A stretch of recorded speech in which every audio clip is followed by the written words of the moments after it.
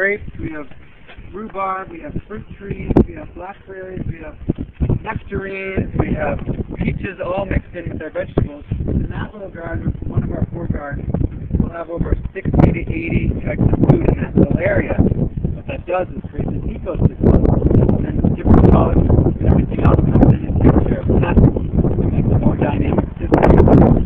Less inputs like pesticides, herbicides, dry. What we do is we walk in here in the summertime. That was just like one big jungle. These grapevines growing everywhere. Piling over like waves of green over the fence into the yard. And that's when you walk through the forest, see one plant on the earth where you find 1 or 2 species growing. Doesn't exist. Even the desert, thousands of species and diversity. Yet we want to do gardens with just tomatoes.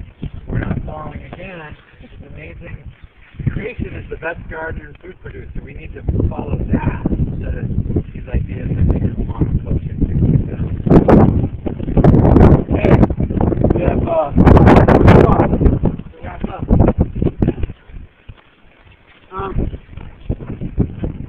Maybe we can go meet the goats and the draft horses. But let's maybe we'll do a loop and the goats are this way. Chickens. We get eggs from them. Most animals, we also get manure so we don't have to import anything for the food production. And they free range in the afternoon, so it reduces the amount for grain. They eat bugs, and they have, if you ever had a farm egg with a rich yellow yolk, orange compared to a box, has anyone ever had like a free range farm egg? Mm-hmm.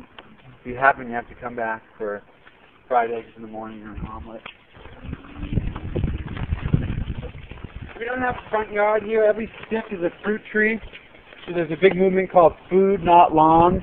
Now that the economy has dropped, 1 out of 6 children is facing nutrition issues in the United States of America. 1 out of 6 is underfed. So this all of a sudden is starting to make sense. We have lawns everywhere. You spend all this time doing lawn upkeep, why not have fruit trees in abundance for you or your neighbor? So pretty soon this will be a big forest right in our front lawn.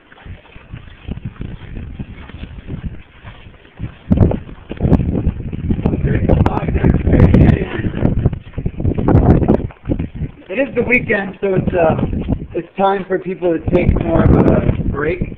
So you don't see as much people on the land or groups coming through. But this is Emily. She is one of our apprentices. So we have 8-month positions. People come for the whole shebang. They want to learn service, the inner work, nonviolent communication. She's one of the folks who pedaled out to help the guy out and stop the plate up. And this is our workshop. Step on in. Will Urker is going to be one of our apprentices this year. And last year, if you knew Rachel Hogan and Megan, they now started Urban House that's connected to us. So they started a project in Kansas City. Like, hey, we want to do an urban house doing service. And collectively we fundraised and in 6 days raised $10,000. Now there's a house in the city, because half the world lives in cities, so we also need to make models in the urban area. So we have networks growing all around the area. So the bike, we have a bike, all the things you can do on a bike there to fix it. And we love the bike. On the bike, you are the most efficient known entity in the universe, because it's 100 calories to walk a mile, 30 calories to bike a mile. More efficient than a vulture or a horse. And so you can actually pay back all the energy it took to manufacture your bike if you take care of it. If you get a second-hand bike, like most of these are, you get it for $40 or whatever, and you keep it in its life cycle. So we do most of the stuff by bike. We have this big 600-pound trailer. It towed 4 musicians around Kirksville Square on Earth Day playing. Joby was the one biking them. If you know Jonathan Lessing, he was doing it.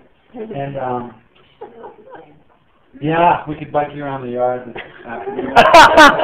With all of our bikes, we can carry about 1,500 pounds. And some days, most stuff here doesn't feel like the classic work, like you might clear a trail for an hour. We send 5 people down to glean 50 huge watermelons because the frost was coming. A neighbor called, I can't harvest them all.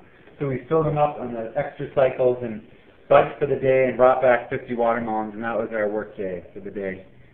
And we can pick up people, like I said, at the train, so there's ways people can visit and try different ways of moving around with public transportation. And then all these hand tools, like just one example of shaving board. This is the handles that we make here. You just take a piece of wood. It's a traditional bite. We built this with wood on the land. You just lock the tree and you go whoosh, whoosh, whoosh, whoosh, whoosh, and you can switch it really quick. You can lock it, unlike having to undo the bites every time. And then in no time, you'll have a handle for any of these hand tools, and it's a way of, again, being self-sufficient. Everything you see on the land, we arrive with just our bicycles, has 99% of everything you see has either been from the trash, our stainless steel sink, our bathtub inside, or it's been secondhand. So all of a sudden you can build up an incredible, thriving system without having to actually purchase anything except something secondhand. We have some wild tools. Yeah, crazy tools. Like, wow! An evil weapon. This is used for hewing huge logs down to dimensional lumber.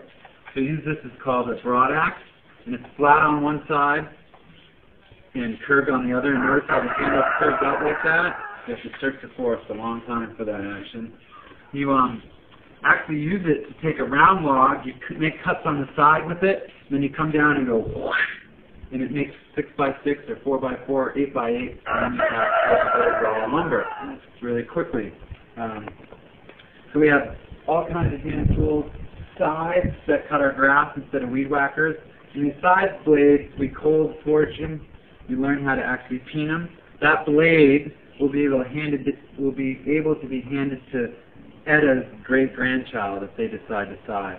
You can have it for hundreds of years because you keep moving the metal down to the cutting edge. So a lot of these traditional tools actually are amazing because unlike if you go to Home Depot and get one of those circular saws, I guarantee you maybe get 5 years out of it, high use.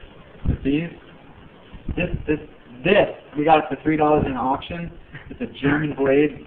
Probably just the blade alone is maybe $185, and like a fine woodworking, the quality of it. And it will last for a long time. Wow. We'll build a house. I gotta put it away. It's one of those things that you have to hide it. So we get thrown away tools from people. This is the thrown away tools, and we fix them and repair them, and they come onto the wall. And we have a salvage room back here. Bedroom sets back here. We get throwaway windows and doors and bunk beds and nails. People drop it off to us, and we put it to use and find homes for it. We have things like apple presses. We're going to build a pottery kiln to make our own pottery. Right now, if we don't make it, we get pottery from a friend who runs mustard seed farm in Iowa. So as close to home as we can, you pay a local artisan. They have a livelihood, artisan, sorry, and then they send it to us. This is our mower. So this is going to cut our hay for our horses. It's horse-drawn. And the fun box, flippers, snorkels, floaty tubies, croquet, badminton, basketball, hula hoops. We also have a director of fun here. We have a department, instead of Department of Homeland Security, we have a Department of Fun and Spontaneity. So to make sure life is exciting. So the director of fun picks a random activity for the whole group and announces it spontaneously. We've had hula hoop training, we had virtual camping trip, we had pebble jousting, we did show and tell one time, so it's fun. I think every organization should have a Department of Fun and Spontaneity.